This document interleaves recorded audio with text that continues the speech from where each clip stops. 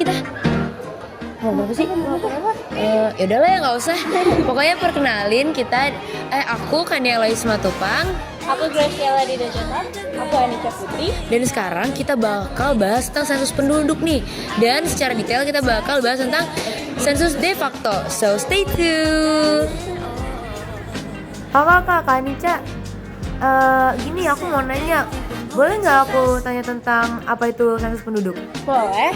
Jadi, sensus penduduk adalah proses pengumpulan dan pengolahan data dalam suatu wilayah atau negara dalam kurun waktu tertentu. Biasanya dilakukan setiap 10 tahun sekali. Oh gitu. Oh ya Kak, thank you penjelasannya. Iya, sama-sama. Jadi, sensus penduduk itu dibagi menjadi dua jenis, yaitu sensus de facto dan sensus de jure. Namun, pada kali ini kita akan lebih membahas tentang sensus de facto. Stay tune! Mau nanya dong, kenapa sih arti sensus penduduk? Sensus penduduk yang mana nih? De facto atau de jure? De facto Kak. Kalau de facto itu adalah sensus yang mencatat penduduk berdasarkan tempat tinggal tetap ataupun tempat tinggal resmi mereka. Gitu sih Kak. Makasih ya, Kak. Oke. Nah, kalian udah tahu kan pengertian dari sensus penduduk de facto? Sekarang kalian tahu nggak sih contoh-contohnya apa aja? Yuk kita tanya. Nah, contoh dari sensus penduduk de facto adalah di mana contohnya ada warga Jakarta yang sedang pindah atau tinggal di Bandung, tapi dia tetap tercatat sebagai warga Jakarta. Seperti itu, teman-teman. Hai guys, jadi kalian mau tahu nggak sih tujuan buat sensus de facto itu apa?